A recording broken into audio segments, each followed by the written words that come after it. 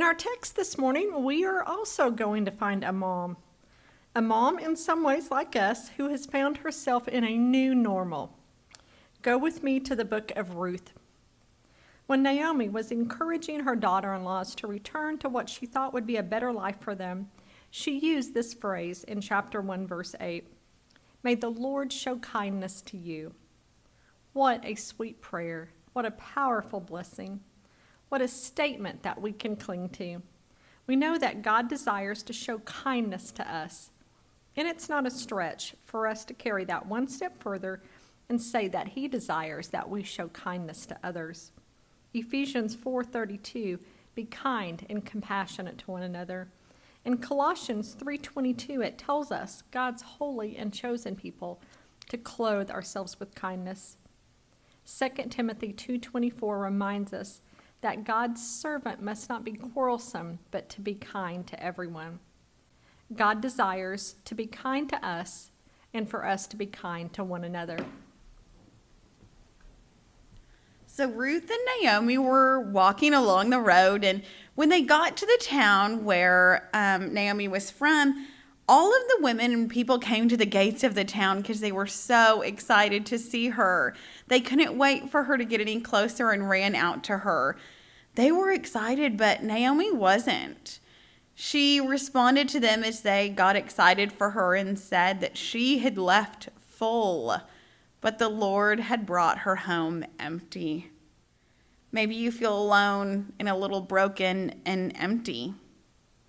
Stick with me here because Naomi didn't end there. She didn't end empty. She didn't stay in her emptiness. She just continued to walk in kindness.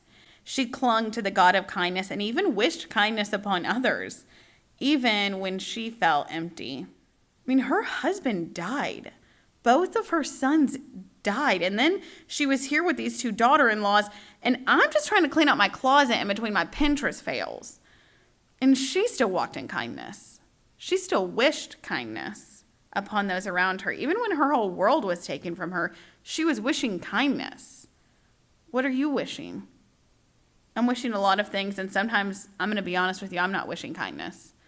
Sometimes I'm so consumed by myself and my own emotions or my emptiness that I forget to look around me at the people that are also struggling. Sometimes I'm not walking in kindness. Sometimes people aren't meeting me at the gates of my town like they did Naomi because they're so excited to welcome home this kind person. Sometimes my emotions overtake my calling. But we know our calling. We know that we're called to kindness.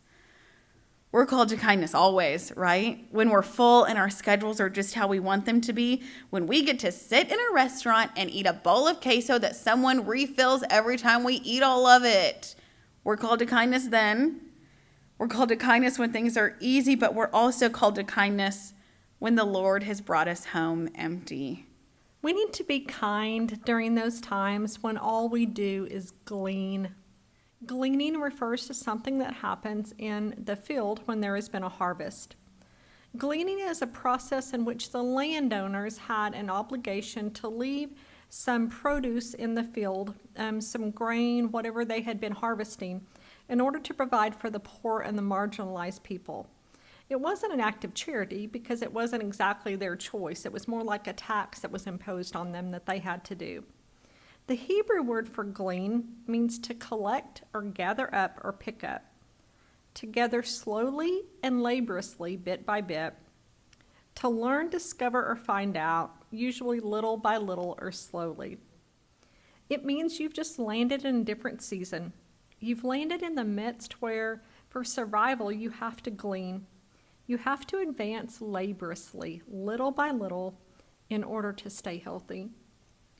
Hear me, you are worthy. The things that God says about you are still true.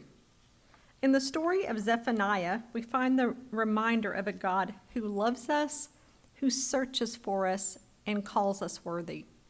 Here's a portion of this from chapter 3. Sing, O daughter of Zion, shout aloud, O Israel.